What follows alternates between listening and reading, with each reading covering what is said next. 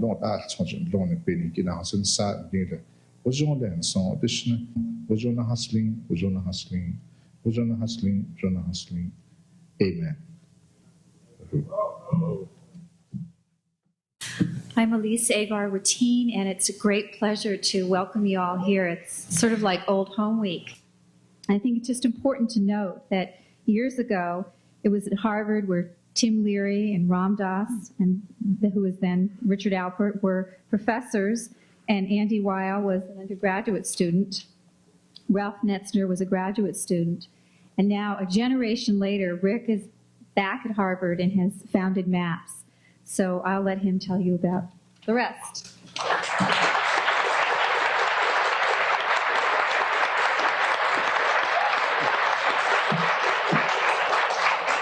What I think most of us share is a need to find some way to integrate the experiences that we've either read about or had ourselves into our culture. And I think we stand at a crossroads, which is why this was the time that this benefit was organized, because we have now an increasing knowledge base, both physiological about the relative safeties of the drugs such as LSD, MDMA. We have an enormous knowledge base, which was what this first panel is about other cultures. And it seems that there is an increasing need for people to connect to experiences of wholeness, experiences of healing. And by having all of this driven underground the way the war on drugs is tending to do, I think that we really are harming ourselves more so than helping ourselves. I do think it is always worth coming together as part of our family and maintaining the light during these dark ages. But I think it is important to realize that the climate beyond this room is incredibly hostile to these substances, which are still, by most Americans, put in the same category with heroin, as seen as being extremely dangerous medically, psychologically, and in some ways accurately perceived as being threats to society and the values of conventional society.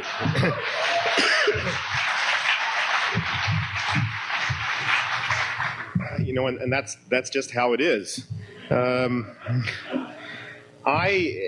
in my undergraduate time at Harvard, I had the good fortune to stumble into the Harvard Botanical Museum and the domain of Richard Evans Schultes, which is where I spent most of my time as an undergraduate. And through that association, became very interested in the use of plants, especially medicinal and psychoactive plants in other cultures, and had the chance to do a lot of work with Indian cultures, mostly in South America, and looking at their uses of plants. At the same time, I had a great personal interest in personal exploration, and I'd say the two paths that really moved me in this direction were first personal experiments with mescaline to see what I could learn from that, and then secondly, professional and academic interest in these native uses of plants and other cultures, which resonated with a long-standing interest that goes back as far as I can remember with plants and delight in growing plants and using them. The time that I spent in South America, and through the botanical studies as well, convinced me that plants that alter consciousness have always been held in very special regard by human beings. And just to give you one idea of how important they have been in human culture, I find it very interesting that all of the major drug plants, marijuana, opium poppies, coca leaves, with all of these, we do not know the botanical history of them because we cannot find examples of truly wild forms of these plants. One way that botanists discover how plants evolved is to find what they call wild populations. Wild, as used by botanists, does not mean the way we use it normally. Most of what we call wild plants are plants that have escaped from human cultivation. Truly wild plants in the botanical sense mean that they have never had any human influence. In the case of these major drug plants, they have been domesticated for so long that wild populations have disappeared or can't be identified. In fact, the evidence suggests that these are the first plants that human beings domesticated, before food plants. And that, to me, that botanical fact says really all you need to know about human involvement with substances that change consciousness and what an important role they have played in human society and human life. I have written extensively and talk extensively about what I see as a great mistake that our culture has made in identifying plants in nature that have interesting effects on us, whether on our minds or bodies or both, and then trying to identify and isolate the single chemical compounds that are most responsible for those effects and make them available in pure form or synthetic form or with molecular variations of them that are even more powerful in their effects, and then making these available to people. That seems to me to be a great mistake, that it opens the door to a lot of trouble. These pure chemicals in refined form that can be introduced into the bloodstream and brain in much more direct ways than swallowing them cause much greater toxicity. They have a much higher association with addiction. They cause us a lot more trouble. One of the great differences between traditional cultures that use psychoactive substances and us is their sense of respect for the plant as a whole. They may play with that plant, change its mechanical form, prepare it in ways that make it easier to take or enhance its effect, but they don't tamper with the constituents of it. And they don't take single elements out and refine those and make them available in pure form. That's one of the ways that they reduce the chance that these substances will cause trouble in their life. Through the years, through the centuries, the Native American church, we used this holy herb.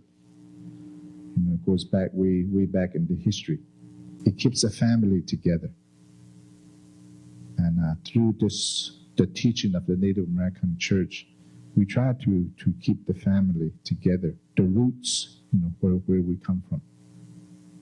And I think if this was practiced in American society, I think the people would be better off. I think they would have respect for their being and their children and where they come from, their roots. A lot of times people don't know where they're coming from. They're just people. They don't care about one another. They're just out for themselves. And I think that the more of this, it's gonna ruin, the world.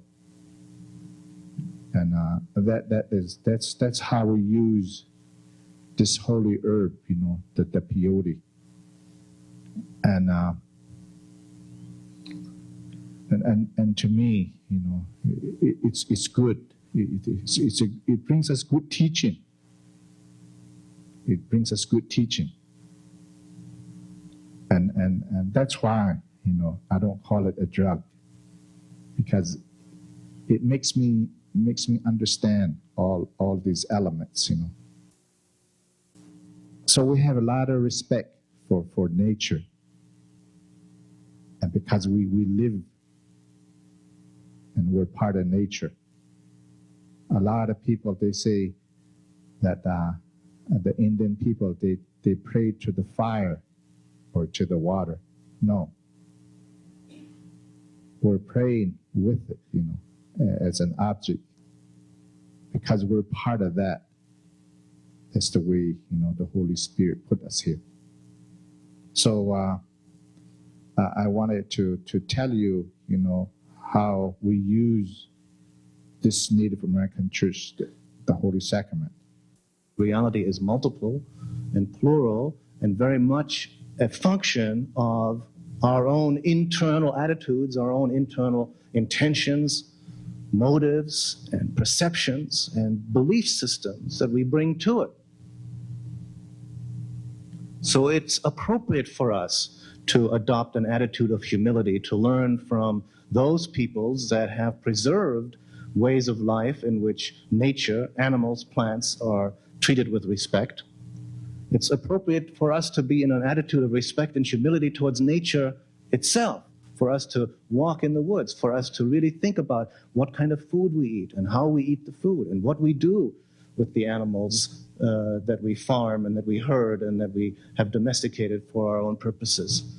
And to really look at whether some of the things that we do are things that we really need or things that we've been conditioned to or been addicted to, pursue, to, we've been sold and we've been conditioned and brainwashed, if I might use that term, to accept this mirage, this ideal of ever-increasing progress, meaning more and more of more and more things to consume. What for? And we look around and our waters are polluted, our air is poisoned, the soil is depleted and devitalized, and the food is no longer nourishing. And people are killing each other and extinguishing species. The diversity of life is being reduced at an alarming rate. At a rate at which it continues will mean that in a few 25 years we will live in a world that is abysmally impoverished in the beauty and the variety and the tremendous diversity. Not only because some of these diverse plants might prove to contain drugs that will help us cure cancer, because they have value and beauty and they do our respect for themselves. Who are we to say that we have a right to impose our human way? This is what's called the arrogance of humanism. The arrogance of humanism, which is leading us to the brink of destroying our world. So I see the use of these certain species of plants that seem to have this very strange and very interesting and profound kind of almost symbiotic relationship to the human species, where they can function to us as teachers. They have an intelligence. And the animal species have an intelligence. The shamanic cultures have told us that before. And I've had the privilege and honor to participate in ceremonies conducted by native people or people who have been trained or studied these ways where these such of plants are used in a sacramental way and in a healing way, and have seen people describe about their experiences. I've seen people describe experiences of reconnecting with deep parts within themselves that were yet also a reconnection with the nature around us, with the world of animals, the spirits of animals, the spirits of plants, plants as teachers, and the world of the elements, the air, the fire, the water, the earth herself. So it's a revival of shamanism, it's a revival of interest in the old religion, the old pre-Christian traditions that European civilization had, where it had a lot of knowledge of a large variety of psychoactive and medicinal and nutritious herbs, much of which has been completely lost, and the knowledge preserved by indigenous cultures in other parts of the world. And a return to an animistic vision where nature is seen and acknowledged and recognized as being alive in all its ways. And then the events that happened in 1989, the last half of the year, last quarter of the year in Eastern Europe, and then subsequently in South Africa and so forth, and in Russia, particularly have actually changed my thinking and have changed my feeling about it and basically what I learned from that is that I shouldn't exclude from my thinking the possibility of the unexpected making really very, very profound changes. The kinds of changes that are taking place now. Maybe that's enough. Thank you. Well, it's a pleasure to see the tribe assembled.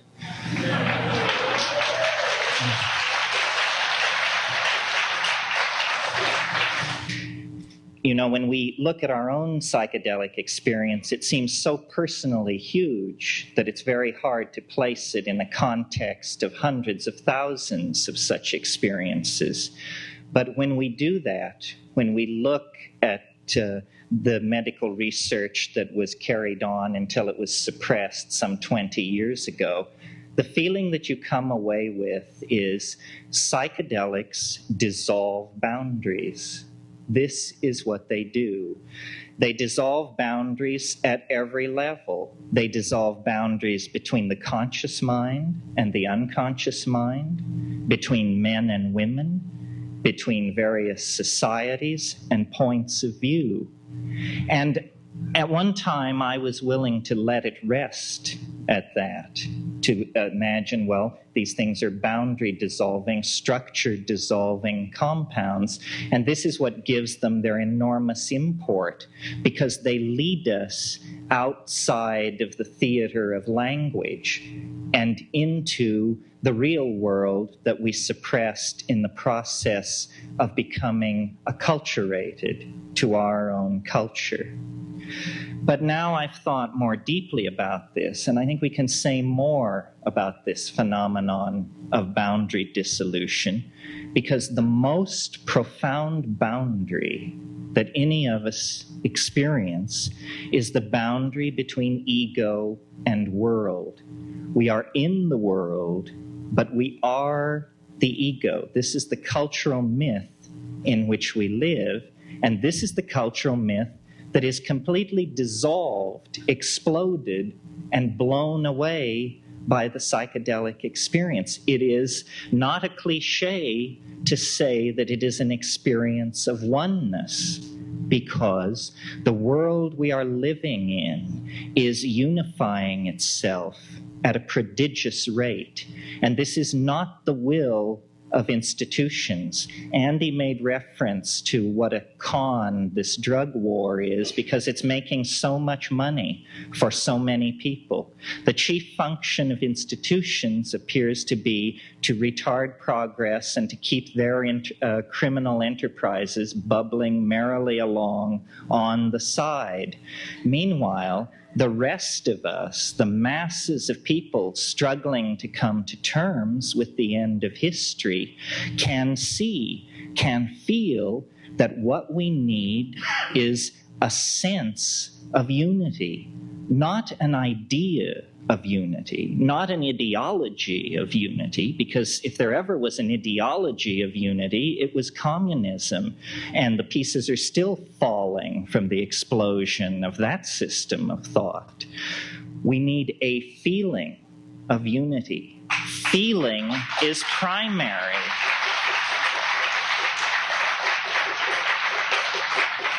So it doesn't come out of intellectual exhortation. It comes out of a personal act of courage made by the individual, an act of courage which involves surrender. Surrender is the opposite side of the coin of ego. The central issue of our times is our inability to surrender to what we know is right. We have the ability to feed the hungry. We have the ability to educate our children, to clean up our environment, to eliminate sexism, to eliminate racism. The question is, can we change our minds fast enough? Not can we change our minds, but can we change them fast enough? The momentum of the institutions that were created out of the collapse of medieval society has become so great, the momentum toward a lethal conclusion, that if we don't act quickly to pull ourselves out of this power dive, eventually the political will, the resources, even the infrastructure will not be there to support this kind of a reorienting of our thinking. I believe in psychedelics because I've seen them work. That's the main thing. They are operationally effective. Psychoanalysis, yoga, this is all very fine if you have worlds enough and time, but we don't. If you stake your self-identity on the aggrandizement of a single atom of humanity, which you call yourself, then what hope is there for creating a coherent communal future? None, I submit, and I believe that's the position that we are in. We need a radical intervention in the evolution of our social psychology. And we have the models. This is one thing that puts us a leg up over the 1960s. They didn't realize, not enough people realized, that this was not something new. This was something old. That shamanism, psychedelic shamanism, is how religion was practiced for the first 1,000,000 years. And if there is to be any future for our species, it's how it's going to be practiced from here on out. We have to overcome male dominance, institutional dominance, suppression of the feminine, suppression of females, worship of technology. All of these things arise out of a projection of energy away from the authentic, toward the ephemeral, toward the fleeting. You know, it's all flowing anyway. There's somebody here who said, be here now. This notion that the quality, the primacy of experience is the centerpiece of being. Not regret, not plans, not projections, but the primacy of the felt experience of the moment. If we stick with that, we not only gain a kind of authenticity for ourselves, but we open a space for dialogue where the frightened, the truly ego-sick, the institutional junkies, the truly traumatized can then feel, well, here is an area where perhaps I can feel safe. Here is an area where I can perhaps take a chance on changing my mind. And this is not an exhortation to a political movement. The mind that it is most important to change is our own, each of us, by ourselves. So I think, you know, it's wonderful that psychedelic use is spreading, because each person who is touched by it is brought back into the authentic community of being. But it's also very important that we who are psychedelic remain psychedelic, deepen the psychedelic commitment, and carry it forward, because after all, we're the yeast that could make the bread rise. And then there would be bread for everyone. Thank you.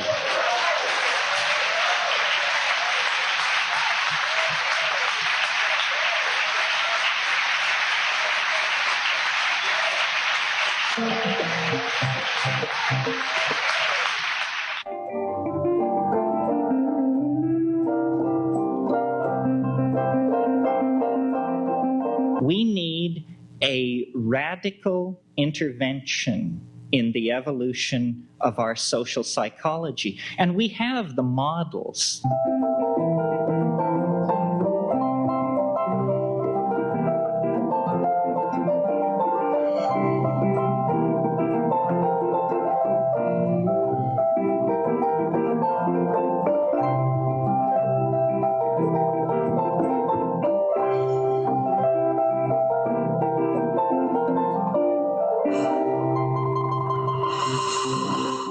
Could we be here, or would we be here in this moment of exaltation and sense of positive growth if we had not had in the last 6 months probably the 6 most glorious months in human history? I'm talking, of course, about the events. I mean, we all feel it. And I know when you saw the video shots coming from Tiananmen Square, and you saw 100,000, 300,000, 1 million young Chinese students, and you saw that look in their eye, that Woodstock gleam, And you saw them with the headbands and the V sign. And they had the old Abby Hoffman trick. They learned it for television. They knew how to play the cameras. They were throwing the flowers at the tanks and saying, "Soldiers, we love you." I mean, and then, of course, the Berlin Wall coming down. The last, Ramdas and I had a wonderful Christmas phone call, and we both shared our joy that in a small way, and in a sense a larger way, everything we've been doing was part of the evolution of youth, the new breed that brought that wall down, because it was individual freedom. I personally would give giving out Academy Oscars for Who Brought the Wall Down, I would name 3 wonderful prophets of our time that influenced me and that I was fortunate enough to meet. The first of all, of course, was Benjamin Spock. Benjamin Spock taught quantum psychology, and he said to the parents, "Treat your kids as individuals." I mean, that's the most powerful statement that's ever been made, preparing us for the information age when you got to climb into your brain. And there's only one person can run a brain, and that's the individual. The second person, who is not an American, is a Swiss gentleman and also a doctor. Dr. Spock and Dr. Hoffman. I mean,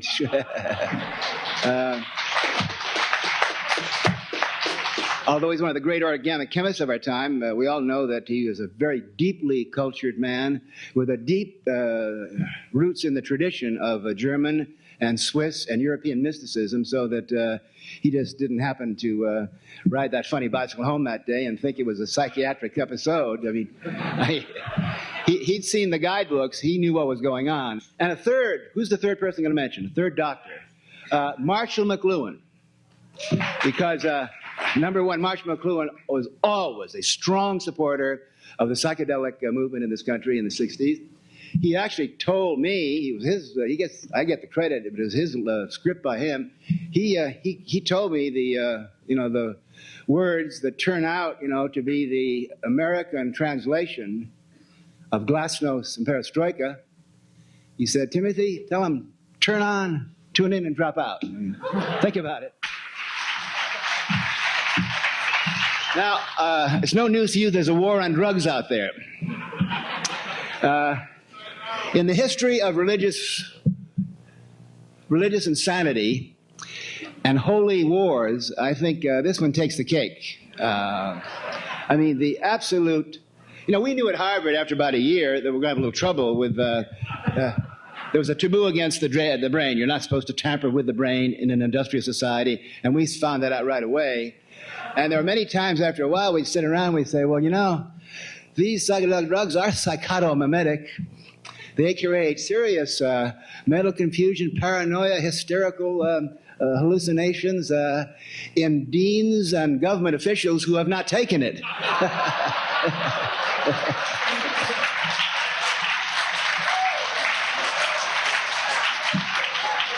One thing that's true, of course, in a war, there's no more, it's all propaganda. And the one weapon we have, and we're going to talk about what's going to happen. By the way, my script is very positive. I mean, evolution didn't work for 2 billion years to create the human brain with its wonderful receptor sites to let people like Czar Bennett and his ilk stop it all.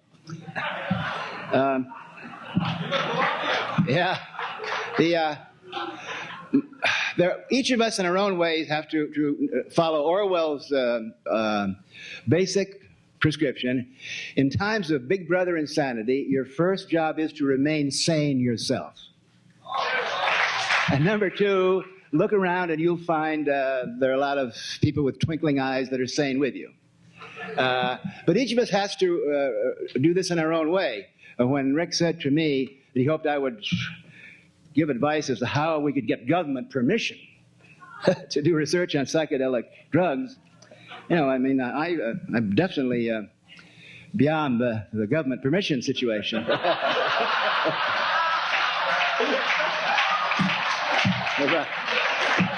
I mean, like several 100 million East Europeans fuck the government. I mean, let's go on for them.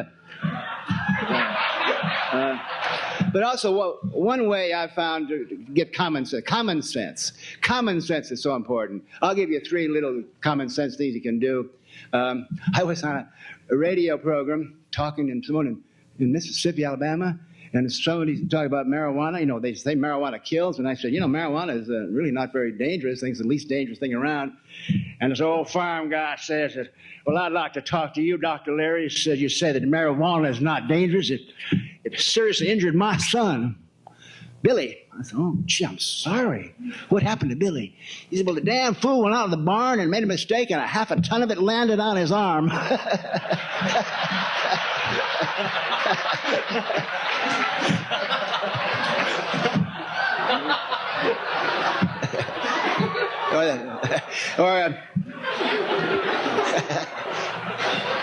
Another great one, about 6 months ago, there was a full-page ad in the LA Times, the New York Times, the Providence. I mean, every Times, every paper in the country had this enormous big full-page ad, all white space except a frying pan. And in the frying pan is a frying egg, and it says, this is your brain on drugs. So there's always a counterculture. There's always the underground. It happened in the Soviet Union. It's happening here. I got on fax, I got about 5 copies of another advertisement. Same idea, white space. It's a plate now, and on this plate is a fried egg with 2 pieces of bacon and some toast. And it said, this is your brain with bacon and buttered toast.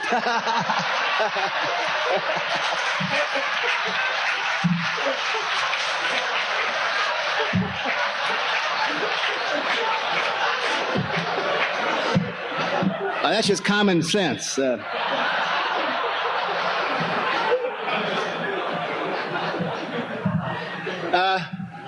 Well, I don't want you to feel that because I'm making fun of the drug crusaders that I'm not compassionate. We've got to be tremendously empathetic and understand that the people who run the industrial age and run the machinery, they're in despair. It's all over. They know that old thing is not going to work anymore. They're all out of jobs. I mean, for example, you know, when the wall went down, there's no more evil empire to fight.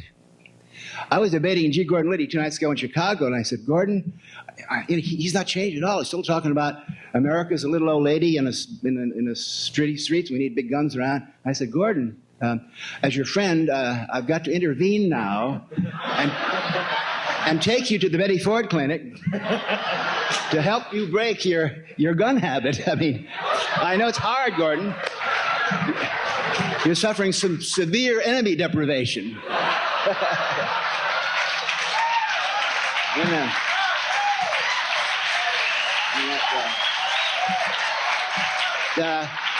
What's going to happen in the next 4 or 5 years, the advanced underground psychedelic counterculture of the computer software industry, many of whom are in this room right now, are producing something called artificial reality gear, virtual reality gear.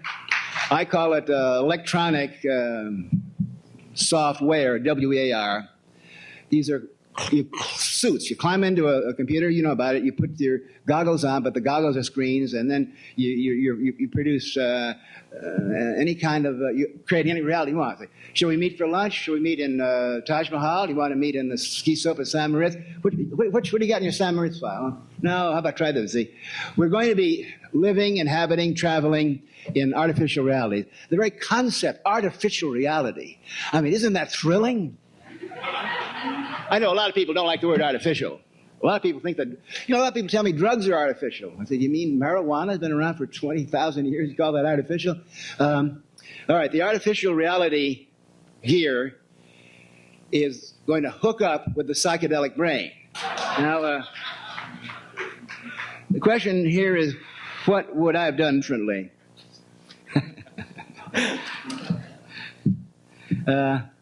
Let me think about it. Thank you very much.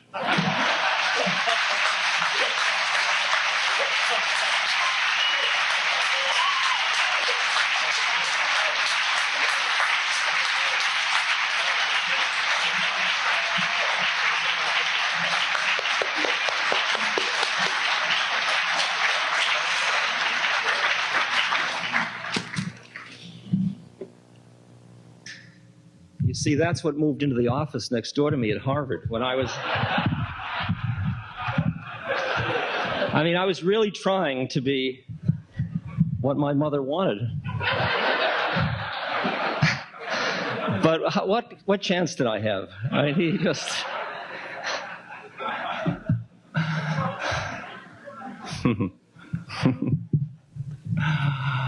Oh, it's a delight.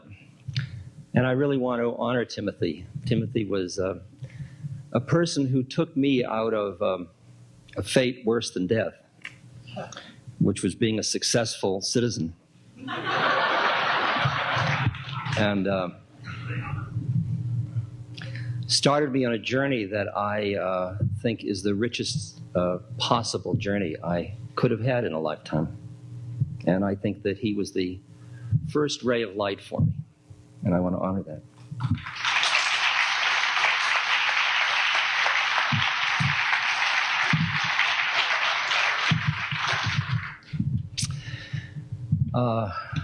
I just want to add my voice by saying that this week in Congress, in a joint session of Congress, the new president of Czechoslovakia said, "Without a global revolution in the sphere of human consciousness, nothing will change for the better in the sphere of our being."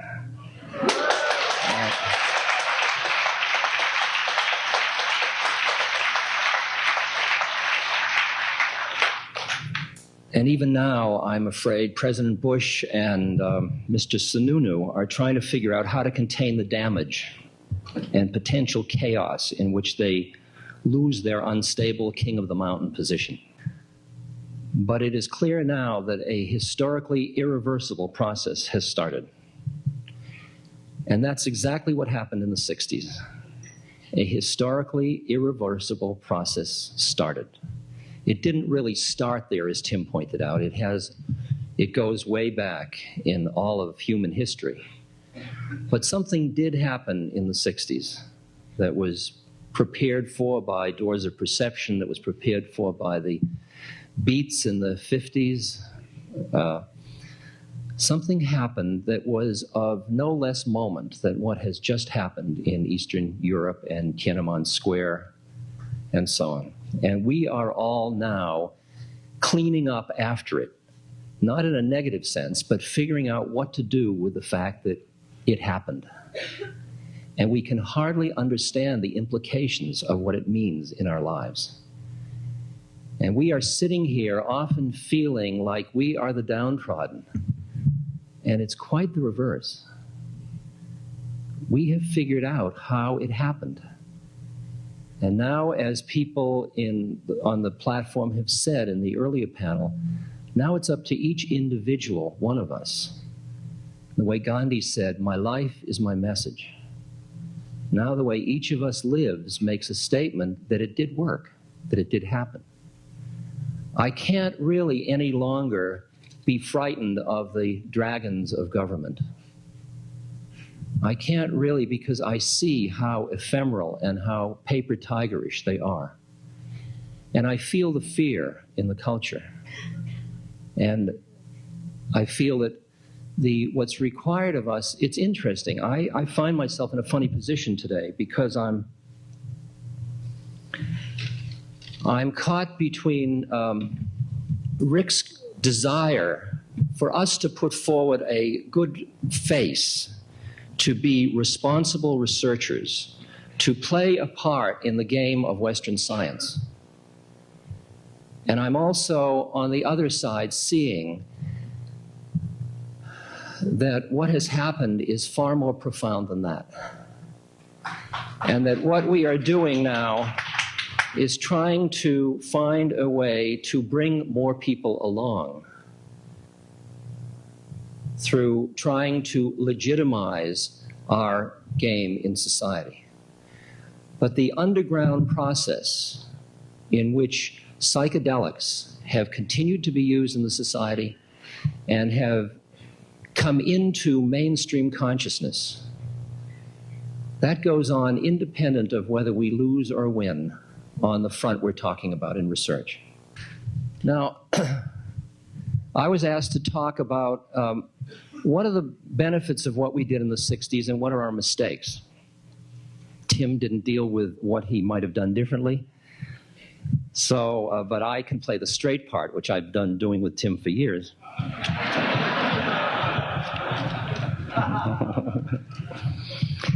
Here are the things that happened as I can see it from what started in that period. First of all, the culture broke out of the psychotomimetic model of using chemicals. That up until then, in this society, primarily these chemicals were considered psychosis-inducing and under the control of the psychiatric establishment. These chemicals started to be seen, these herbs and plants started to be seen as sacraments, as they are used in other societies. They were used for creative purposes, and the therapeutic possibilities started to become apparent. The chemicals in the early 60s among the 15 to 25-year-olds became a rite of passage, which was shown in the Woodstock moment. In a culture very sadly lacking in rites of passage, where there is a lot of confusion about shift from childhood to maturity. That period made us clear that it wasn't just the chemical you ingested, but it was the set and setting. And here, of course, the traditions like the American Indian and the shamanic traditions, we knew all that, but we never listened to it. After I started with psychedelics, suddenly books that I had passed on the bookshelf saying what a bunch of rot suddenly became the most treasured volumes for me. Books of American Indian law, the Tibetan Book of the Dead, things like that, the Upanishads and the Vedas. In other words, it opened our link to the East and to an incredibly rich philosophical, psychological, and spiritual heritage of humanity that we had primarily been closed to, except for Max Mueller, just a very few things. It really opened us to the East, and I've been living off it ever since.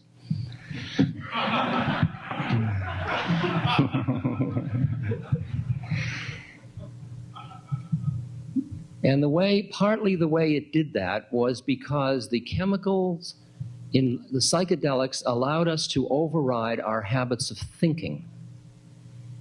And when we looked around in Western psychology for models about that, they were absent. And when we looked in the East, in things like the Visuddhimagga, there they were, very beautifully articulated. And here were a group of people in the East that we had treated really almost as barbarians, that had a wisdom about human consciousness that became our elders. And one of them, of course, became my guru. So it opened us to meditation and spiritual practices. Of course, it became faddish in the 70s, but beyond the fads of gurus and all that, there was a deep process, and there is a deep meditative investment in this society at this moment.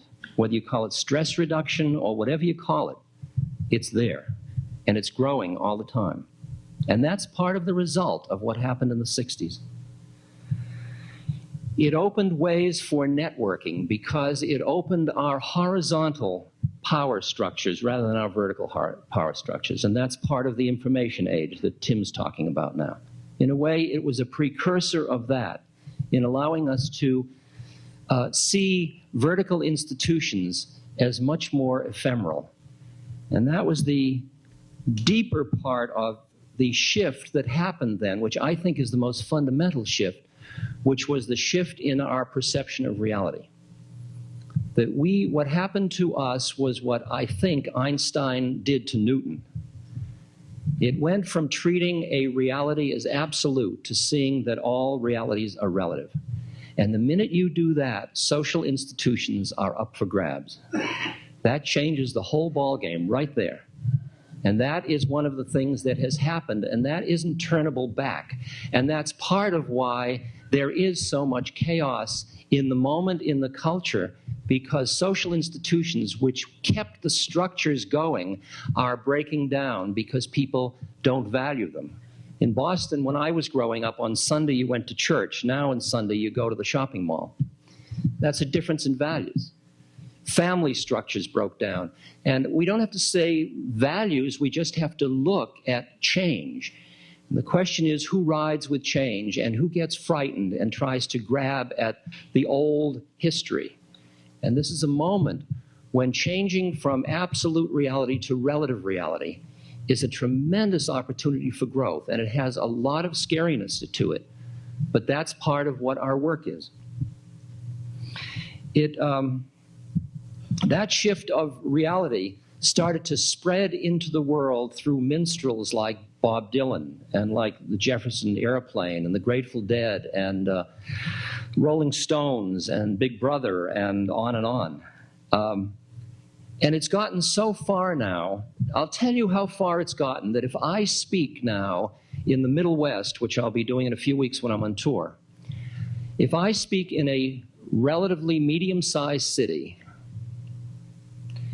I can look at an audience in which 70 to 80% of the audience has never taken psychedelics, they have never read Eastern literature, they've never been to the East. And I can say exactly the same things I said in 1965 or 70, which then were heard by an audience of a few people between 15 and 25, and that audience is going, yes. The audience in the Midwest is saying, yeah, we hear you. Now, how do they hear us? What happened? How did those values get inculcated into the culture? I think because you can't see it, you don't think it exists. But then when you get these little clues around the edge, you begin to see the profundity of what the social changes that were wrought at that point in the 60s. The Grateful Dead now is a major religious ritual, and it's on its way up.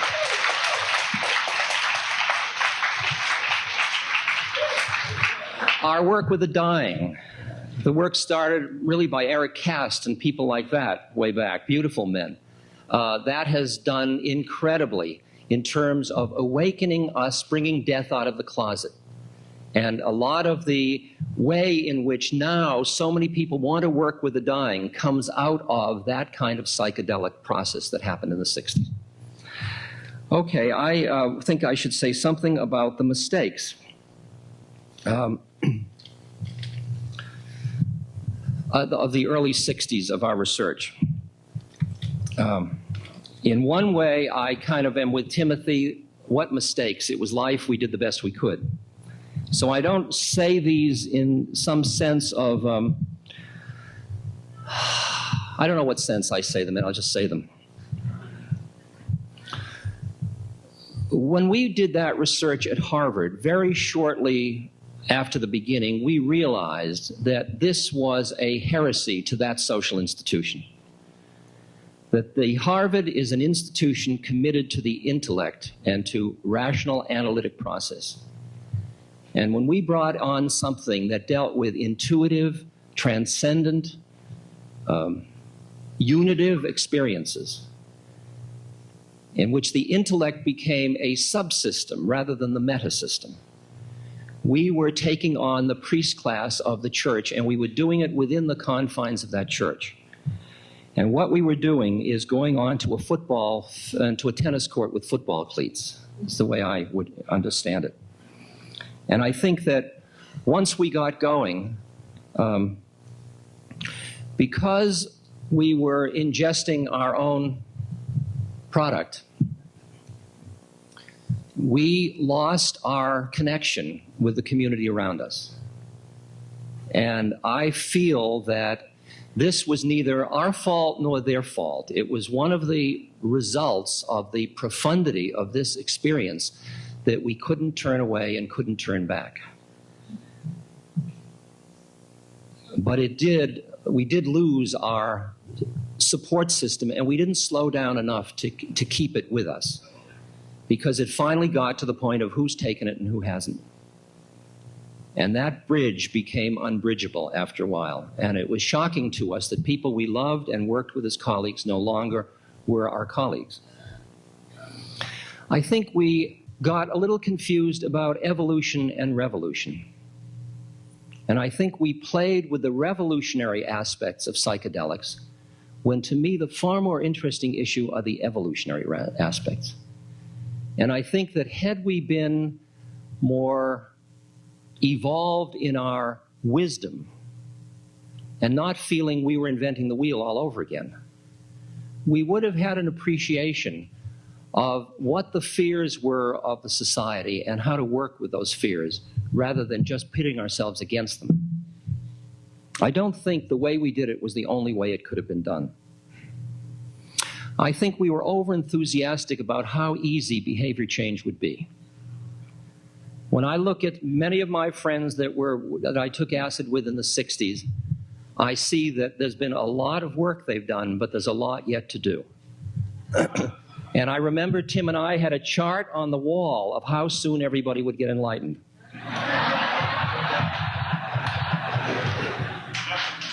But the real changes are harder. I think we downplayed the fact that the psychedelic experience isn't necessarily for everybody, and that people intuitively can be trusted. We did say this in Politics of Consciousness. We said people must control their own consciousness, and all we have a right to do is educate people as to what the issues are and where you can go and what to be careful of and what to be aware of. And I think that we were somewhat insensitive to the issues of the people that weren't really ready to handle this. My personal era, in view of the fear people have of their children, for their children, and of their children now, was in giving psychedelics to undergraduates.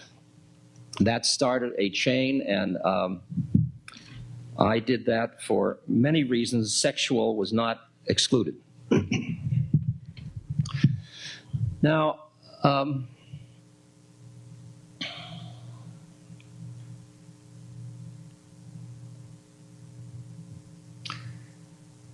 but at this point, the genie is out of the bottle. Plenty of us know the difference between crack and psilocybin. Plenty of us will continue to do just what we are doing to work on our consciousness, laws notwithstanding. Truth cannot be repressed. It cannot be legislated out of existence. Psychedelics are a healthy pseudopod of a society. And they have to be honored, and they will be honored. You understand that the government's reaction is predictable and understandable. And I feel pain for their fear of change. But change is in the air. And we can't be hypocritical and make believe that it's ever going to be the same again, because it isn't. I feel that psychedelics, just as our American Indian friend said that it was a part of his life, I feel they have changed my life in the most profound way. I honor them and will continue to honor them. And I will stand up as a person who has had psychedelics many times more than 400, which is the usual published report. And I continue to take psychedelics. If I am psychotic, I am a sample. But maybe I'm not. And maybe that was the training that was part of my preparation to be a social philosopher or a wise person in society. This meeting is a meeting in which in all of our hearts we know truth.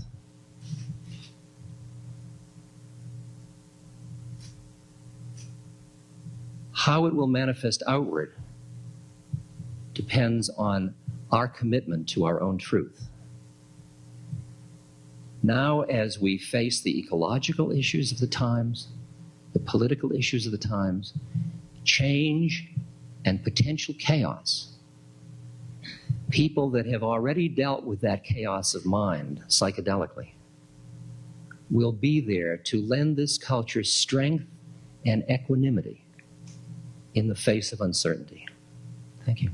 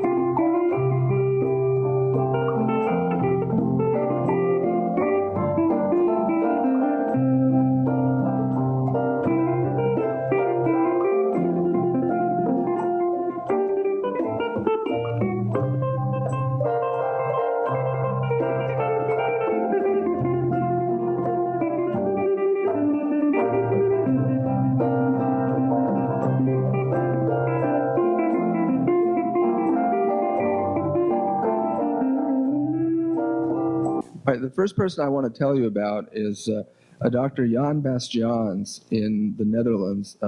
He has been an emeritus professor of psychiatry for a couple of years at the University of Leiden and began working with LSD in 1961. And for many years, he had the only authorization anywhere in the world to use LSD in clinical work with patients. And he maintained that authorization until 1988 when he retired from the university at 70. He has specialized in treating concentration camp survivors with LSD since 1961. Right after the war, he used narcoanalysis to try to reach these patients who had been so traumatized by their experiences in the camps.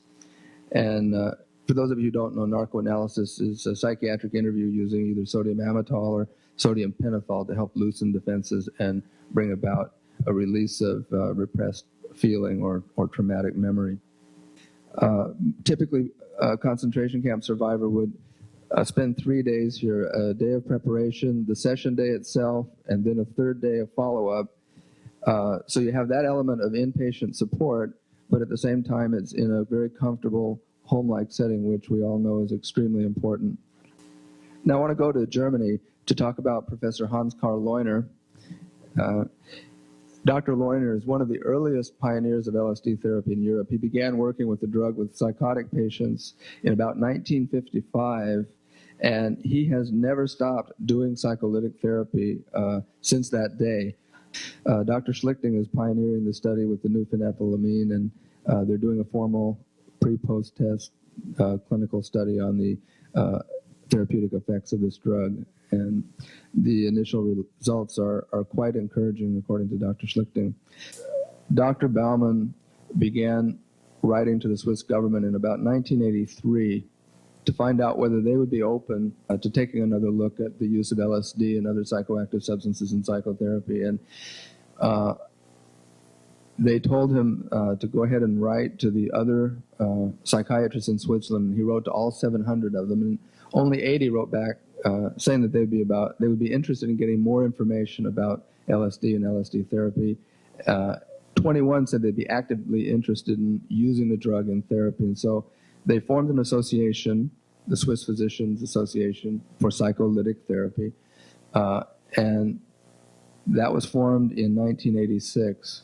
And then in June of 1988, they succeeded in getting authorization for just about everything they would want to use in therapy: LSD, psilocybin, mescaline, MDMA, and 2CB. Okay. About 2 years ago, Dr. Oscar Janiger was one of the pioneers of LSD research in Southern California, and I formed a nonprofit corporation to bring together all of the psychedelic research that's been done to date worldwide. We feel that it's crucial that all of the work that's been done be brought together in one world repository so that it can be preserved for future generations of researchers and historians. We intend to establish a library, an art gallery, and a conference center dedicated to consciousness research. From an interdisciplinary point of view, it will be based in Los Angeles, but in time, the entire archive will be computerized so that it will be available online to anybody who has an interest in these matters worldwide. So all you'll need is a personal computer, and you can call the Hoffman Foundation.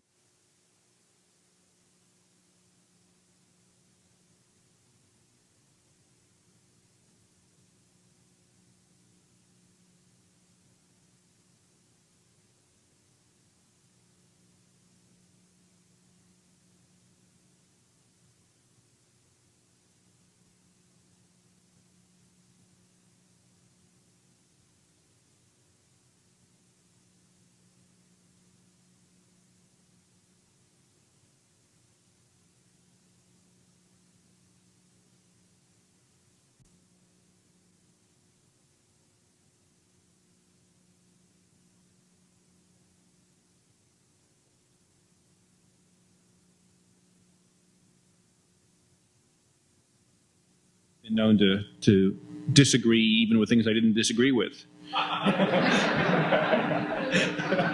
Just to get an argument started. I am a policy analyst by trade. I study the advantages and disadvantages of different courses of action, primarily courses of action that public bodies might take or not take. For the last 11 years, I've been working on primarily drug abuse control policy, but also crime control more generally. I look at the cost side of drug use. I look at the disease and violence that are associated with, under some circumstances, associated with the use and the distribution of both licit and illicit drugs. I spend a lot of time actually worrying about alcohol and tobacco. And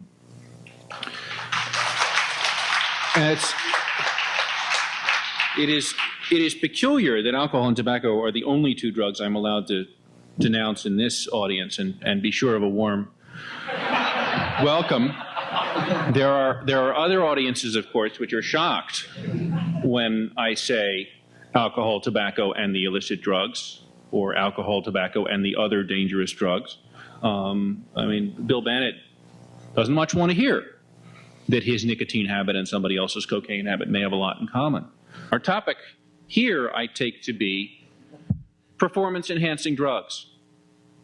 I'll take it as common currency in this room that there have been developed, are being developed, will be developed relatively soon, chemicals which will, in measurable and demonstrable ways, boost the performance of the human mind on a variety of tasks. Provide empathy, help empathy, provide insight, speed cognitive functioning, improve memory. The list could be quite long. And the question is, how do our current regulatory regimes interact with the fact that performance-enhancing drugs are being developed? And is it possible, either possible to design or possible to practically bring about, a change in those regulatory regimes which will tend to interfere less with beneficial uses? One of the problems, as we've seen at least since the early 60s, with the development of performance-enhancing drugs, is that in a society whose dominant images and modes of drug use are quantitative and therefore naturally excessive, in such a society, any performance-enhancing drug that is developed will be used recreationally and quantitatively with disastrous effects for some of the people involved. They will either not know in advance that they're going to have bad results, or they will continue to labor under the illusion that they're having good results when it doesn't look like that way to the people around them. If we could get this society to define excess rather than drugs as the enemy to be made war on, we would have made great progress.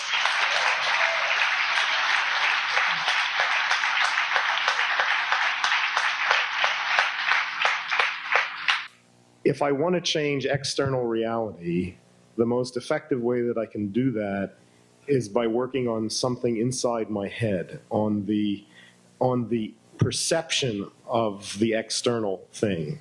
And that as I work on that, the external reality changes. And that to me is very mysterious and fascinating and wonderful and very difficult to explain to people who are caught up in the illusory vision of cause and effect that seems to dominate our science and our intellectuals and our universities and people who are committed to rational thought.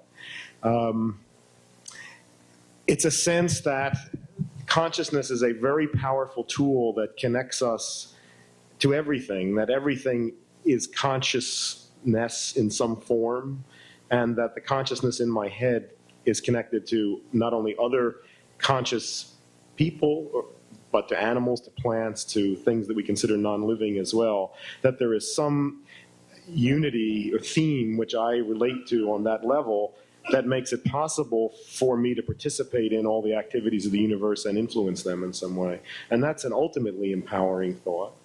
Also scary in some ways, because it does mean taking more responsibility for reality as I experience it, and is a very strong prod into action that if I don't like the way things are, to really work on myself to make them better. The claim that here's a drug which, if you're healthy, will make you better is not now a claim that anybody in the government has the language to deal with. I mean, that's a brand new idea. It's clearly going to be true for a wide range. I mean, at some level, we know that cocaine wine is a performance-enhancing drug. Ask Thomas Edison. So it's not, the question is not providing evidence that for some people there are performance-enhancing drugs. The question is convincing people that the regulatory regime we had can be adapted or ought to be adapted to meet that problem. My guess is that somebody's going to develop a memory-enhancing drug or a hard work-enhancing drug, and it's going to be a psychological steroid. That you're going to have underground distribution of it. You're going to have relentless quantitative excess of it. You're going to have people genuinely burning themselves out on it. And we're going to just relive the 60s again.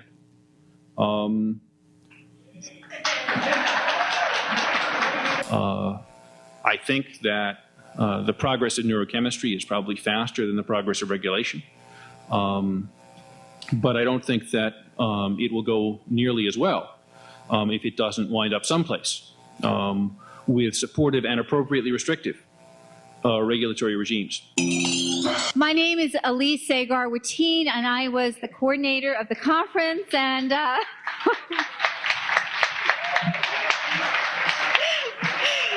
it's really nice that you're applauding me, especially if you were here this afternoon and we're part of the crisis we had. But I appreciate those people who were here this afternoon were able to bear with us, because the hotel gave us quite a hard time about the number of people we had and the fire laws they have. So we really had.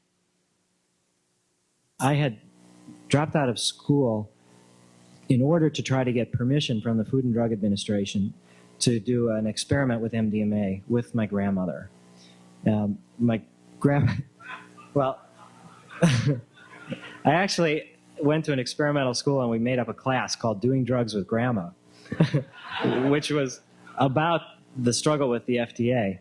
But basically, she had unipolar depression, and she had been unsuccessfully treated. She'd been in the hospital several times. She'd had electroshock therapy. She'd had every single conceivable drug, and for her, her life was really not very bearable. And with her doctors, with my family's permission, with some of the experts that are here today and people around the country, we prepared an application to the FDA asking for permission to explore the use of MDMA in the treatment of resistant unipolar depression. And I got back a letter saying that the application was refused because of this potential question of brain damage. Now, my grandmother at this time was like 78 years old. And people have been taking MDMA for 20, 25 years, and there's no sign of brain damage. And if it occurs a really long time. But they felt that they were in this role trying to protect her from this brain damage. And I felt that my whole life had sort of been geared up to trying to help her, and it was not successful. And what I learned from that is that I would keep trying whatever way it took. And the woman at the Kennedy School said that was what made them decide to let me in, that they really felt that they should train a psychedelic activist with their limited resources. And that touched me quite a lot, that they would be willing to give me this chance. And so as time's gone by, we've done quite a lot of preparatory work and done quite a lot of research. And the purpose of this benefit is to try to both bring us all together as a community, but also to try to raise funds to stimulate more research into trying to make MDMA into a medicine. So for that, I'd just like to welcome you all here, and I'm so glad that you've decided to help in this endeavor. Most of you know, I'm sure, that MDMA is an abbreviation for 3,4-methylene dioxymethamphetamine. It's a psychoactive drug. It bears some similarities to stimulants, such as amphetamine, and some similarities to hallucinogens, such as mescaline. MDMA is sold on the street or in the underground under a number of names, but probably the most common one is ecstasy, which is perhaps a misnomer, but at any rate, that's what it's commonly called. MDMA is somewhat unique in that it's neither a hallucinogen, that is, it doesn't cause profound perceptual changes, nor is it a psychotomimetic. It doesn't make you act crazy and it doesn't make you feel crazy. What it does do is make you feel calm, and it helps you to get in touch with your feelings, and it gives you some insight perhaps into your emotional and psychological state. MDMA belongs to it's one of a number of amphetamine derivatives that are known to have long-term effects on those parts of the brain containing the neurotransmitter serotonin. Some investigators have interpreted the evidence of these long-term effects as neurotoxicity. Neurotoxicity is a politically loaded word, and I hesitate to use it in this context. I think long-term effects is perhaps a better way to characterize this. The other point that I think needs to be made is that almost all the data that we'll be talking about tonight is well established in animals, and all the studies, or practically nearly all of the studies that have been done on the long-term effects of MDMA have been done in animals. I see so often that substances, for example, and techniques that are not approved and that the regular medical authorities are not making money off of are condemned because people have direct access to them. An example is this cheap chemical called DMSO, which is very effective at reducing inflammation and treating things like bursitis, for example. The FDA has banned this for human use for years. It will not move an inch on this. It says it causes cataracts in the eyes of rats and mice. It's never done that in a primate. I think whether they realize it or not, the pharmaceutical industry and the institution of pharmacy and the medical profession are very threatened at the idea of people having direct access to a cheap substance that really works and that none of them are profiting from. And that applies very much in the area on the broader scale of psychedelics and their power to put us in touch with all of these things. These are all well recognized in people that work on the serotonin system as serotonergic neurotoxins. Again, I use these terms advisedly. Fenfluramine is interesting because it is a prescription drug that is prescribed as an appetite suppressant. It's been on the market since about 1968, and it's estimated that 25 million people, more or less, have taken fenfluramine on a daily basis for what is sometimes years of use. In animals, fenfluramine is approximately 4 times more toxic than MDMA on a by-weight basis. Specifically, MDMA and fenfluramine and these other derivatives shown in the previous slide show selective effects and long-term effects on brain neurons which contain the neurotransmitter serotonin, which is also known as 5-hydroxytryptamine. And this slide just shows the serotonin synapse and a number of the biochemical events that go on at that synapse that are important in the action of serotonin. Serotonin containing neurons have a very wide distribution in the brain and are especially dense in the cortex, hippocampus, and parts of the limbic system. But the serotonin-containing neurons, or the 5-HT-containing neurons, arise primarily from a small cluster of cells in the brainstem known as the raphe or the RAFE nuclei. And serotonin has been known as a neurotransmitter for over 40 years and has been the subject of intense study. And yet, for all that, we still have a very cloudy understanding of just what the functions of serotonin are. We know that it's a modulator of many different functions and behaviors, and it has a hand in sleep, appetite, sexual function, mood, affective disorders, and so on. You name a psychological or a neurophysiological process that doesn't involve serotonin, it's actually hard to find. But no one has been able to put their finger on any one function or any one process and say, that is the function of serotonin. It's simply involved in too many things, and we don't understand exactly what's going on. So in terms of the effects of MDMA, the long-term effects of MDMA, which some have said are indicative of neurotoxicity, there are basically three areas. One is that it causes long-term levels, a long-term persistent reduction. And again, I'm stressing this as animals at high doses or relatively high doses. It causes long-term reduction in the levels of serotonin itself, the neurotransmitter, and its metabolites, primarily 5-hydroxy-indole acid. What is shown in addition, it causes long-term reductions in the activity of the enzyme tryptophan hydroxylase, which is the first enzyme that's involved in the biosynthetic pathway that converts the tryptophan, the amino acid, which you require in your diet, to serotonin. It suppresses the effect of this enzyme. It suppresses the activity. And that's basically what is shown in this graph here. Admitting the reality of the non-physical, of the centrality of consciousness in the role of cause and effect between mind and body. I think that if that began to change, that would detoxify a lot of science and medicine. Science is very destructive in our world today. It needn't be. And technology and science needn't be destructive. You know, it's as I said earlier today, that our interactions with nature can produce beautiful things, wonderful things, if our interactions are guided by wisdom and a sense of unity and connectedness with nature. I have learned a lot of those lessons from my psychedelic experiences, and I honor and acknowledge that. And for people for whom that's the path, I think it's great. I think there are other paths to that same kind of knowledge and understanding. And the more people that move in those directions, I think the more everything will continue to go along just as it's supposed to go.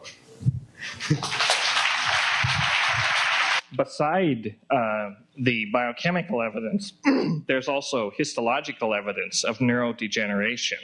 And you can measure that a number of ways, but perhaps the most dramatic way is to take brain sections from a rat, and you can specifically stain the serotonin-containing neurons. And when you do that, and you place the MDMA-treated animals shown on the left against the control-treated animals, the saline-treated animals on the right, it looks like this serotonin-containing neurons have been fairly well basically ablated, or there is some evidence of neurodegeneration. Now, there are a number of different kinds of serotonergic fibers, but the fibers that MDMA selectively ablates are the so-called thin fibers, which arise from a different part of the raphe nuclei than the so-called thick fibers, which it basically leaves untouched. What are the clinical implications of this for human users of MDMA? Well, the answer is basically, if you're going to give the only honest answer you can give, the answer is basically that we don't know. Part of this is because we don't understand the functions of serotonin very well. So we can't put our finger on some clinical pathology to some clearly clinical deficit and say, in the human user, you can't sleep, or you can't remember, or you cannot function sexually or whatever, and say, and that's because you used high doses of MDMA. We can't do that because we don't understand what serotonin's doing. So it's hard to say what would happen if the serotonin system were markedly impaired. There's some reason for reassurance, however. in the fact that no obvious clinical or neurological deficit has come to light in people that have been taking fenfluramine daily for years as an appetite suppressant. Fenfluramine is even more toxic than MDMA, and it seems that if there were long-term dangerous side effects from the ingestion of these serotonin type neurotoxins, they would have come to light by this time, because it's been around since 1968. We don't call the peyote a drug. It is not a drug. It's a holy plant. And when somebody says that, we say, well, that's very being sarcastic, and it's just not the proper name for it. So I wanted to tell you all that, and I think it's important that we, that you understand, how we gather, our herbs and pray to that. As far as I'm aware, there's no effort to take fenfluramine off the market because it's a serotonin neurotoxin. This may also be because it has a certain advocacy in the sense that the pharmaceutical company that manufactures it has a certain stake in seeing it remain on the market. But until we know more about the functions of serotonin, about the possible implications of these long-term effects, and whether they happen in humans or not, we don't know. But until we know more, I would say that caution is advised, and caution in two respects. One is we should exercise a certain caution in the frequency and the size of doses of MDMA that people use, because the animal data shows that it's a question of dose frequency and the size of the dose both bear a direct correlation to the appearance of this neurotoxicity. The second kind of caution that I would advocate is a certain caution in extrapolating the results of animal studies to humans. That is, it's relatively well understood in animals and rather poorly understood in humans. Until we know more, caution on a number of fronts is advisable. But for right now, the evidence is that at the doses and frequencies normally used by humans, MDMA is probably safe. A new day, a new hope, a new beginning. And sure enough, the sun is coming up and he's blessed us with another day. So when we pray, we always pray for something good for future generation. So our elders tell us, that's what it means. Thanks to the work of people like Robbie Overlander and Dave Nichols at Purdue, and Robbie Overlander is sitting in the audience here tonight, the non-neurotoxic entactogens are already here. And that's what's shown in this slide. These are some structural analogs of MDMA, which according to animal studies, behavioral studies, have all of the entactogenic effects of MDMA, but the biochemical and histological studies have none of the neurotoxicity, none of the long-term neurotoxic effects of MDMA. Now, we don't have human data on these. All indications are from the animal behavioral studies that these are MDMA-like entactogens. I don't know if anyone has determined from personal experience whether they actually do elicit the entactogenic experience in persons. I don't know that a person could, even if they knew that, could admit that, because of the structure of the legal questions involved. Is the investigation of this class of psychopharmacological agents going to be recognized as legitimate? Is the idea that you can develop entactogens, empathogens, hallucinogens, call them whatever you want, but the idea that you can develop agents which not merely control the symptoms of mental illness or mental neurosis or whatever, but could actively facilitate the recovery in conjunction with the right kinds of psychotherapy. We now have the capability to develop these agents. They're out there. Is the FDA going to recognize this as a legitimate province of the science of psychopharmacology, or is this kind of information going to remain underground and unknown? That, it seems to me, is the crux of the issue. I don't have the answer. If somebody does, I'd like to hear it, but that's where it stands. So I thank you for listening.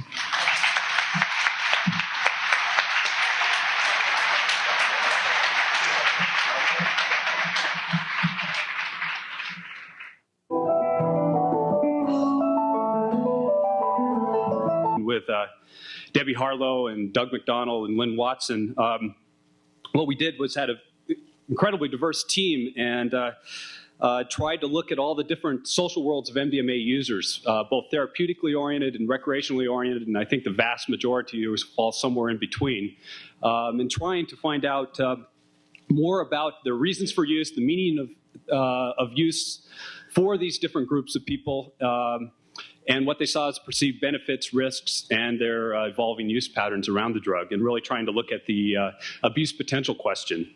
So real quickly, just skipping along the findings, almost everyone liked MDMA. Somewhat of an understatement.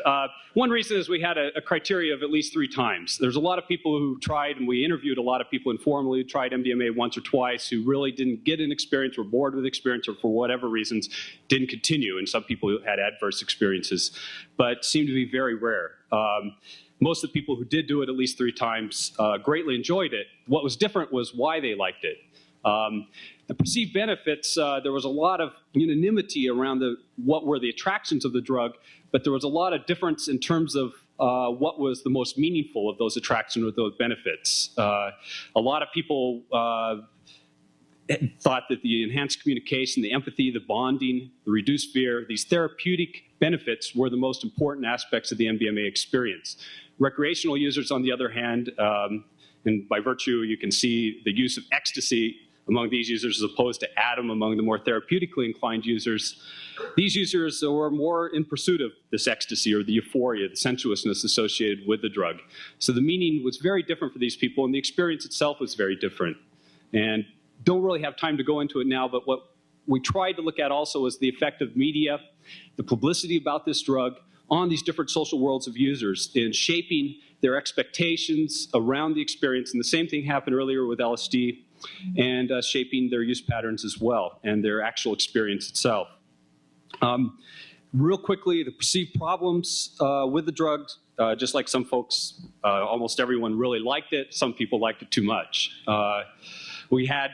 We deliberately tried to go out and sample people who abused the drug, who are either very frequent users, I would define that as, say, over a couple hundred times in the course of 5 to 10 years, or people who are binge users. And binge users tend to be people who are binging with coke or meth anyway, methamphetamine. Tended to be people who would be weekenders, would go through a half a gram to a gram over the course of a day or a weekend or an evening or something like that. And looking at Dennis's findings and other people's findings, this is of some concern because these people are doing excessive amounts of MDMA, and the neurotoxicity question is particularly relevant for these people. Nevertheless, most people, this was a very small percentage of our population, even though we searched these people out. By far, the vast majority of people used it sparingly. One thing, even the recreational users who were introduced to MDMA in a very recreational context, we did a lot of research in Dallas bar scene, went there, and acid house scene, these different bar scenes, which I characterize as the more faddish use described by the media. Even these people often fortuitously sensed the therapeutic benefits, and a lot of them changed their perspective on MDMA to a more therapeutic outlook on it. And so almost everyone saw that it had therapeutic advantages, whether they were using it for that reason or not, whether they're using it more for recreational reasons. But definitely, almost everyone commented, even the most extreme recreational user, that they thought that MDMA, in terms of enhanced communication, closeness to others, the oneness, the empathy, were things that they experienced and they felt would be helpful to at least some people. In terms of the therapeutic potential of MDMA or other psychedelics, basically drugs that have potential for insight enhancement, There's been a real distrust on the part of the government, the public, psychiatrists, medicine in general, around these drugs. And one reason is that the scientific method is inadequate for evaluating the potential of these.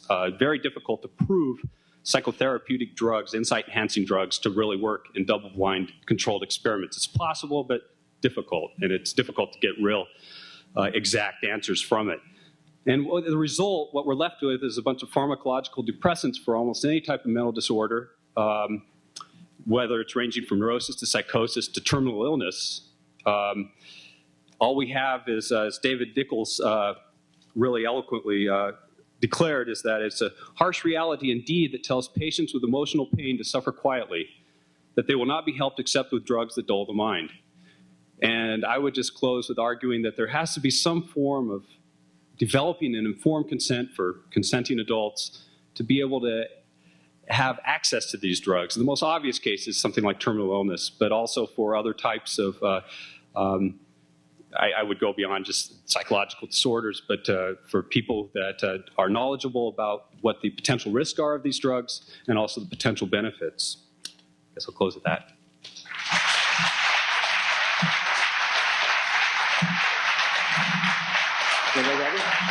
When I wrote the book, Ecstasy, the MDMA Story, I was hoping to present a picture of a remarkable new catalyst for psychotherapy and for spiritual growth and self-exploration.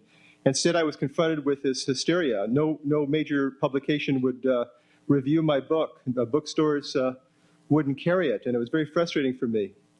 And that's where it stands right now. This was something that happened about 1 year before he died. He took a very small dosage of psilocybin, 4 mg. We were in my studio. Our house, our home had burned, and I had a studio to work with. And usually we put sound, of course, flowers, everything is very quiet. There is the sound in the Bach, there was the musical offering, I think. And after he took this, usually there was a period of quietness, just tranquility, listening, seeing what's going to happen. Well, this time something completely different happened. To begin with, Olga said, please turn off the music. Well, that was strange. And then he began to pace up and down in a very worried way. And I was trying to hear what he was saying. He said the word limbo, and he said the word confusion. And it was very, very strange and different. Went on for about 20 minutes. And then suddenly he sat down near the tape recorder, and he said, everything is fine now. And the first word, the tape recorder was on, the first word on tape are... You see, I was thinking of one of your titles. This is one of the ways of trying to make ice cubes out of running water, isn't it? To fix something and try to keep it. Of course, it's always wrong. I thought he was speaking about the recorder, so I said, well, let's stop the recorder. No, I don't mean that. I mean, the pure light is the greatest ice cube of all. The ultimate ice cube. I was then writing my recipes for living and loving, and one of them was called, don't try to make ice cube out of a flowing river. Is the idea of not trying to stop life, which is flowing and changing all the time. And that recipe gave me some trouble in writing, and so it was a current phrase with us. The pure light. This is the greatest ice cube of all. It's the ultimate ice cube.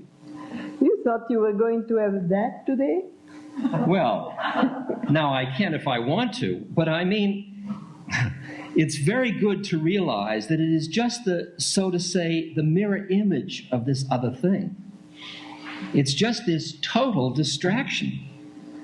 I mean, if you can immobilize the total distraction long enough, then it becomes the pure one-pointed distraction, pure light.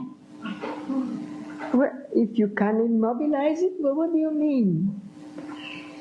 You can immobilize it, but it isn't the real thing. You can remain for eternity in this thing at the exclusion of love and work. Well, but I thought that thing was love and work. Exactly. I mean, this is why it is wrong, as I was saying. This illustrates that you mustn't make ice cubes out of a flowing river. You may succeed in making ice cubes.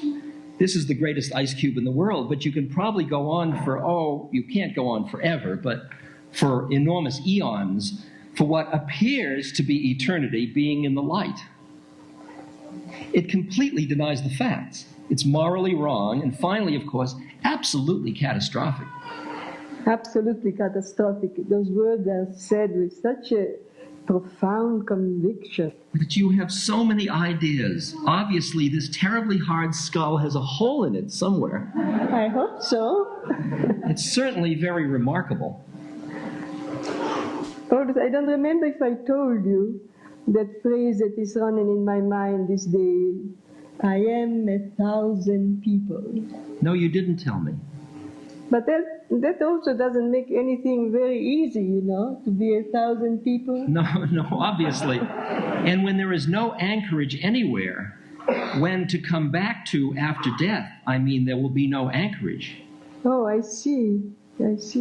So when there will be 1,000 people rushing in different directions, I mean, anyhow, your hair smells the same as acacias. Your head is very solid. Because the point is, when there isn't anything like this... Oh, you mean a tangible body, yes? When there is something to hold on. There are 1,000 different people going in 1,000 different directions, and this is what you have a hint of now, and this, of course, is what is so terrible. But I think that I know that there will always be, and I mean this is the extraordinary experience, at least there is somebody there who knows there are 1,000 other people going in different directions. That there is a fundamental sanity of the world, which is always there in spite of the 1,000 people going in 1,000 different directions. And while we are in space and time, surrounded by gravity, we are controlled to a considerable extent. But to have an insight into what it is when there isn't any control except this fundamental knowledge, I mean, this is where the Bardos are right. Yes, Aldous was referring to the Tibetan Book of the Dead that he had used to take his wife when she died. The Bardo is right. You see, you have to be aware of this thing and hang on to it for dear life. Otherwise, you're just completely in a whirlwind. Yes, but how many people know this? Exactly. That is why they say we really ought to start preparing for this. And I must say, I think it's terribly important that through this knowledge that we get through these mushrooms, or whatever it is, you understand a little bit about what it's all about. I think the most extraordinary experience is to know that there is all this insanity, which is just the multiplication, the caricature of normal insanity that goes on, but that there is a fundamental sanity which one can remain with and be aware of.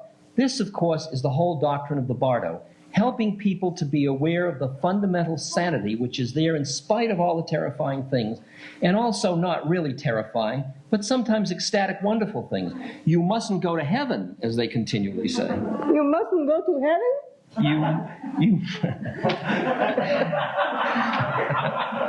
Okay, you've got it. You mustn't go to heaven. It's just as dangerous. It's temporary. And somehow you want to hold on to the ultimate truth of things. The ultimate truth of things? Well, I mean the total light of the world. I suppose which is in the here and now we experience. It's, of course, the mind-body, but when you're released from the body, there has to be some experiential equivalent of the body. Something has to be held on to. I don't know. What does one hold on then? All you can say is fundamental sanity, which I say is guaranteed as long as one is in the body by the fact of space and time and gravity and 3 dimensions and all the rest of it. Somehow when you get rid of those anchors, but there is an equivalent of some kind which has to be caught hold of. Otherwise, the world about you is thin and becomes, what is the word, pretas, the world of restless ghosts. One goes to hell, and then in desperation, one has to rush back and get another body. To hold on again. To hold on again. Well, this is obviously the best thing if one hasn't got the ultimate best. It's very important, if one can, while it is happening, if one can see the outer appearance of it. It's important to look after one's affairs in a sensible way and see their importance in a silly way. But if one can, through all this, see this other level of importance, in the light of which a lot of activities will have to be cut down, there will seem to be absolutely no point in undertaking them. Although a great many have to be undertaken. But they'll be undertaken in a new kind of way, with a kind of detachment, yet with a doing things to one's limit. This is again one of the paradoxes. To work to the limit to succeed in what you are doing and at the same time be detached from it. If you don't succeed, well, that's too bad. If you do succeed, you don't have to gloat over it. This is the whole story of the Bhagavad Gita. Somehow to do everything with passion and detachment.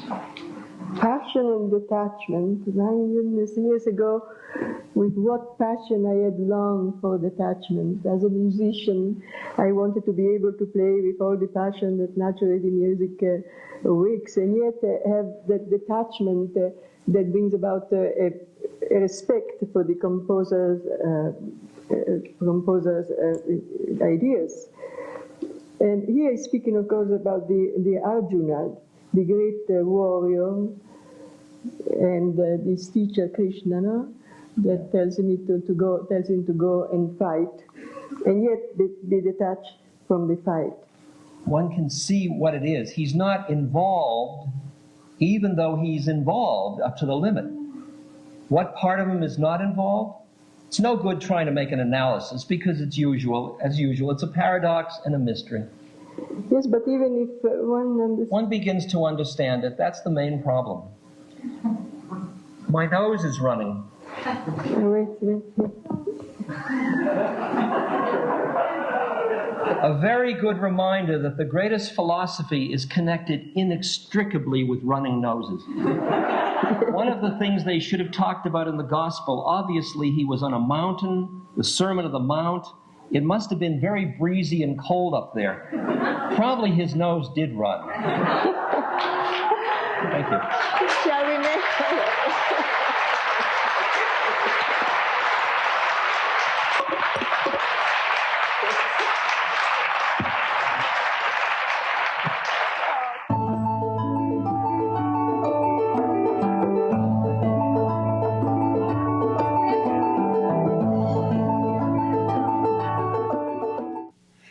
I see psychedelic drugs as technologies. They're simply different ways to boot up, activate your brain. So I'm going to finish now, but what's going to happen in the next 10 years is a new form of technology that's going to empower the individual 14-year-old child to suit up and put on, we call it a cyberspace suit or a virtual reality suit, in which you can literally move around the world, meet people. You can have 5 love affairs in different cities. You can be doing your business. Then you take off your suit. And here you are in the physical flesh. In other words, all the work in the future will be done by robots or by virtual reality, like that. You don't believe that. When you take off your cyber suit, then you can use the body for what it's supposed to be used for, as an instrument of sacred communication and aesthetic expression and graceful athletics. In other words, to use the body, to even transport your body to do work, you're a robot. You're a serf or you're a robot. In the future, we'll use our bodies only for sacramental exchanges or to use your body to do work in the future, when you can suit up and move around like that, would be like using your tongue to clean the floor or your penis to knock a nail in, literally. So, do not think that when we talk about electronic realities that we're depreciating the body. We are freeing the body for what it's supposed to be used for. So what I'm saying is, we are now in the position that the hunter-gatherers were in before there was any kind of artificial tools or habitation. And we're sitting here and saying, hey, I just ate this vegetable. And I could see ahead, you know, the fact we can chip a stone here, that means that pretty soon we can cut down trees, and we're going to be living in houses with wood. We're going to be in rooms where you can't see a tree or you can't see a bush. Oh, no. Yeah, we're in that same position now. The future is going to be creating electronic realities. You know, think about it, in which we will spend 5 or 6 hours of our time during the day. Now, if that frightens you, remember this horrible, horrible fact, which Tom pinches, by the way, in his new book, Vineland. How many of you read Vineland? Rare. Wow. Yeah. The average American watches television 7 hours a day.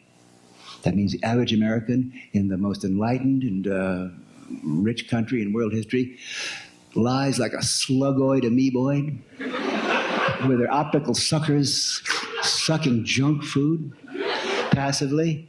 So instead of doing it passively, we're going to empower with our technology. And I wish Jaron Lanier were here. I wish Eric Gullickson were here. I wish Ted Nelson were here.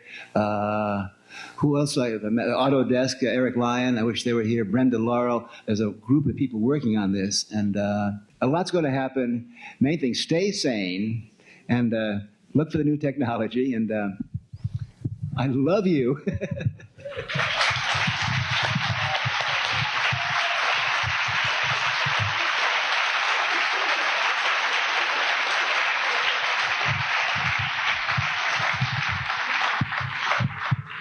I took mescaline for the first time in 1960, and over the years of using those substances, there's certain themes that I can look back on that have emerged out of those journeys into that other space, and I'd like to just share some of them with you.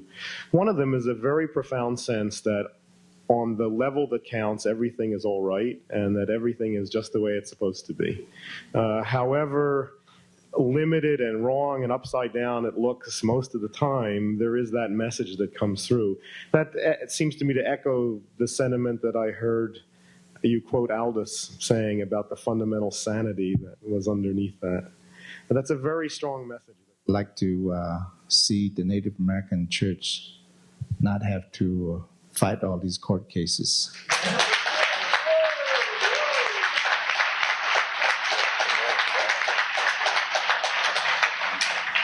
I'd like for all the states throughout the Union to recognize and accept the practices of the Native American Church. What I would like to see by the year 2000 is the acceptance of the concept and the acceptance of the need for a psychotherapeutic drug that deepens insight and relieves emotional pain. And I think that for the psychiatric profession, to not be aggressively pursuing such a drug is to abandon patients to years of often interminable suffering.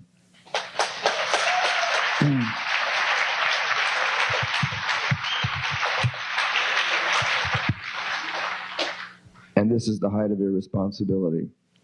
And for the government to impede such research is immoral.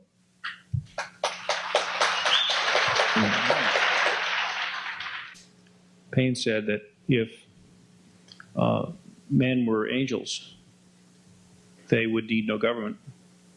And that if there were angels on earth among men, they alone would be the safe governors. So we have the paradoxical problem of trying to supply the defective self-control from the outside when the outside consists entirely of not perfectly self-controlled individuals. What I'll put out is just more like a wish list, and recognizing that ideas or images or visions that are put out and expressed this way, and this is something I've learned years ago and over the years from my friend Timothy Leary, who understands this principle of the power of thought. You put out a thought, you put out an idea, and it acts as a kind of a magnetic attractor to lead us to that possibility, to that reality. So a couple of very just kind of specific strategy things relating to psychedelic research that I think I'd like to say. One being that our present strategy, where we go into third world countries, we look for plants that might have medicinal use, and we bring them back and we extract what we think is the active ingredient, and we synthesize that active ingredient, and then we package it and market it, and we sell it back to those third world countries at preferably huge profits. Is exactly the reverse of the way we should be doing it. What we should be doing is, and this applies to medicinal plants as well as to visionary or psychic or psychoactive plants and drugs, what we should be doing is what Terence with Botanical Dimensions is doing, is trying to preserve the knowledge of the plants and the knowledge of how the plant is used, and then experiment with that. If we find a drug in the laboratory that has promising effects on the mind, then it seems to me our strategy should be to try to find a plant that contains that drug, because it's well known by now, documented over and over in numerous cases, that there is a world of difference between a plant, a natural substance, and the uses it has found, and a synthesized concentrate, which is too concentrated, too potent, too powerful, and has unpredictable effect in the brain.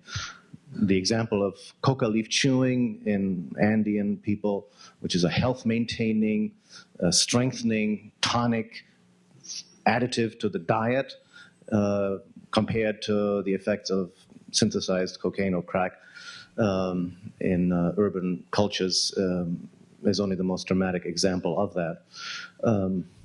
The other kind of strategic thing I think that needs to be said is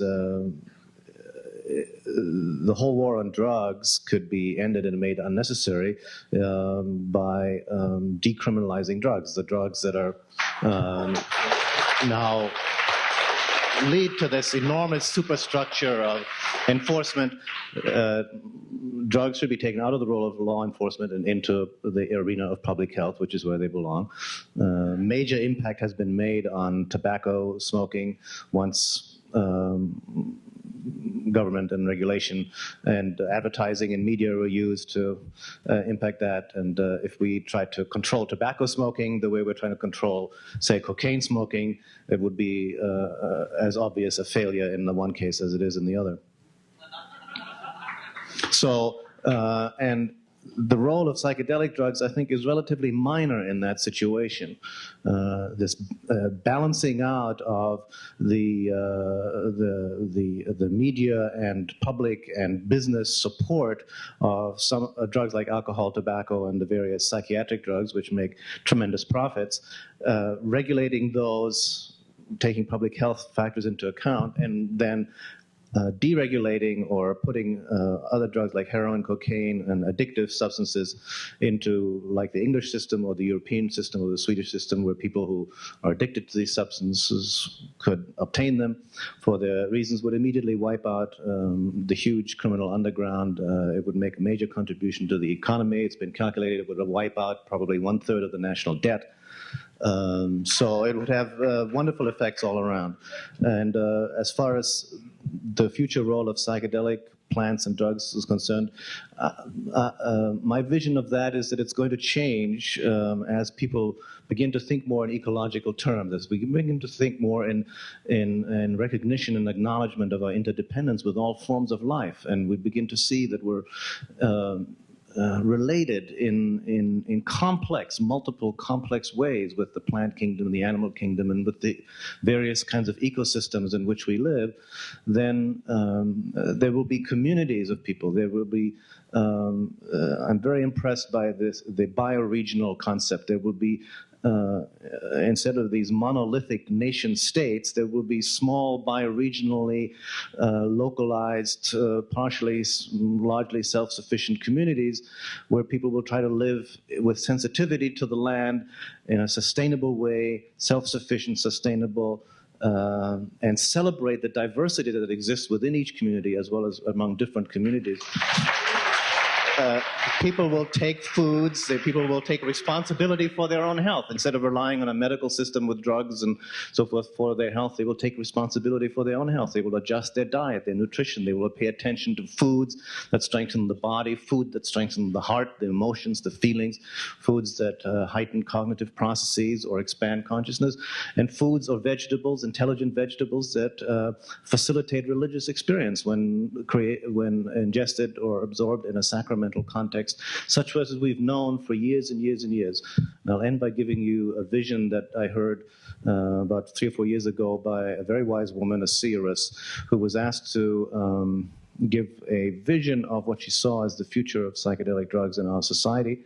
And she said that what she saw was that these kinds of plants, she always referred to plants, have been used since the most ancient times all over the world by people to be able to communicate with spirit and to be closer to spirit and to live in a closeness to spirit and nature. And as that has not happened, as they've come away from that and tried to use these plants for other things or in a reckless way, then the plants, the intelligence of the plant itself has withdrawn. That means they become inaccessible. That means, for example, they've become forgotten, like the mushrooms. The sacred mushroom was completely forgotten for 400 years until Wasson and Maria Sabina rediscovered it. The mysteries of Eleusis were completely forgotten. What was the really inherent, the sacred potion that was involved in that was forgotten until Hoffman rediscovered it. And another way that these things become inaccessible is by being made illegal. So if there are people, and I don't know that there'll be ever a large majority of people who will want to use these kinds of plants to expand their consciousness, but those that do will find their way to them and take responsibility for their own health and their own way of life and their own consciousness and try to live lives that are sane and decent and acknowledge and respect the integrity of all other life forms on this earth. Thank you.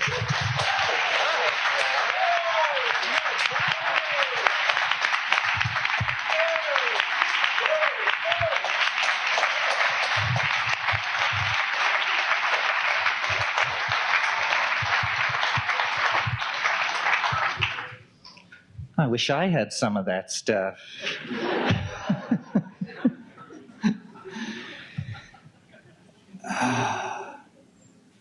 Well, I was surprised to hear McLuhan invoked so many times today, and I will do it again.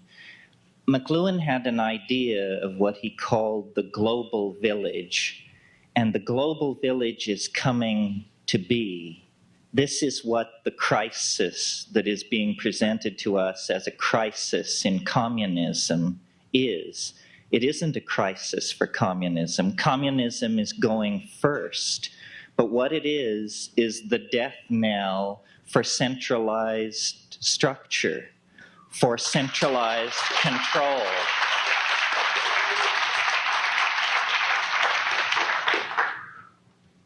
If you think what we've been through in the past year is something, wait till you see what's on the agenda. And I don't mean great CNN feed from Moscow as the Soviet Union turns into 15 independent republics. I mean what's going to happen here. What's happening is, as Yeats said in his poem, the center does not hold. Mere anarchy is loosed upon the world, but as fans of chaos, we should know that this mere anarchy is the incarnation of our goddess Discordia, who is going to pull down the honky structure that is oppressing everybody. What I see happening, and it was touched upon by others here, is this intensification of local identification, bioregionalism, awareness of your immediate place, and then no hierarchical structure or identification until you reach the planetary level. I live in Sonoma County, and I am a citizen of Earth. I recognize no intermediate structures except when I have to.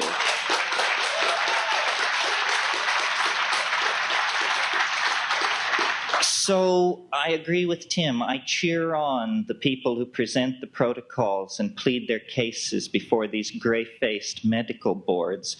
But in my opinion, you just circumvent all that. You go around it. It's irrelevant. History has these dominator types by the balls, and it's not going to let up.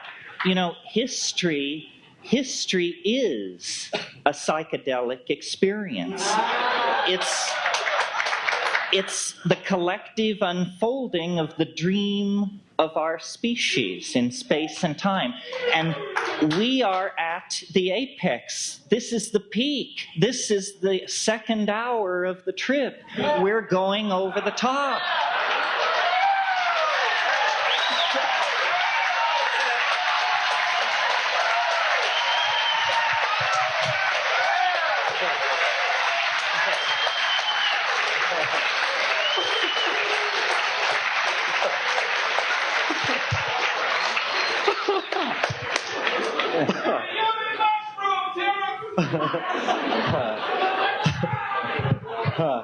Well, I'm sorry we've gone too late for questions, but the audience and the speakers will be here. We'll be here for the next hour and a half or so.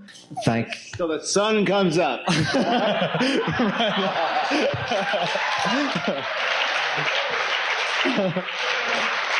And I'd like to express my appreciation to Elise for helping me coordinate all this.